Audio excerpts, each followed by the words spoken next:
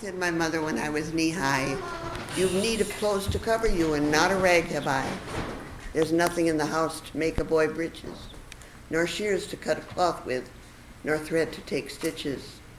There's nothing in the house but a loaf end of rye, and a harp with a woman's head that nobody will buy." And she began to cry. That was in the early fall. When came the late fall, "Son," she said, "the sight of you makes your mother's blood crawl. And where you'll get a jacket from, God above knows. It's lucky for me, lad, your dad is in the ground and can't see the way I let his son go around." And she made a queer sound. That was in the late fall. When the winter came, I'd not a pair of breeches nor a shirt to my name. I couldn't go to school or out of doors to play, and all the other little boys passed our way. "Son," said my mother, "come climb into my lap, and I'll chafe your little limbs while you take a nap." And oh, but we were silly for half an hour or more, me with my long legs dangling on the floor, a rocking to a Mother Goose rhyme. Oh, but we were happy for half an hour's time. Men say the winter was bad that year. Food was scarce and fuel was dear. A wind with a wolf's head howled about our door, and we burned up the chairs and sat upon the floor.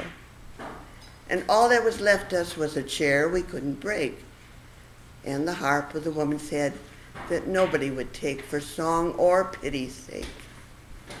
On the night before Christmas, I cried with the cold.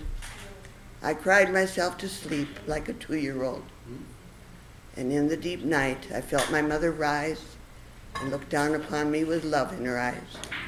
I saw my mother sitting on the one good chair, a light falling on her from I know not where, looking 19 and not a day older, and the harp with a woman's head leaned against her shoulder.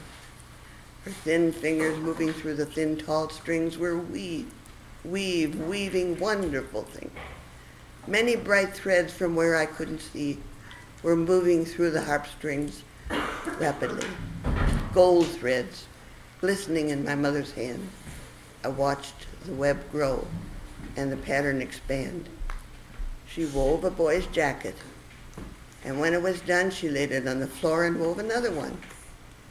She wove a red cloak, so regal to see. "She's made it for a king's son," I said, "and not for me," but I knew it was for me. She wove a pair of breeches quicker than that. She wove a pair of boots and a little cocked hat. She wove a pair of mittens. She wove a little blouse. She wove all night in a still, cold house. She sang as she worked, and the harp strings spoke. Her voice never faltered, and the thread never broke. And when I awoke, there sat my mother with the harp against her shoulder, looking 19 and not a day older, with a smile about her lips and a light about her head, and her hands in the harp strings, frozen dead. And lying there beside her and toppling to the skies were the clothes of a king's son, just my size.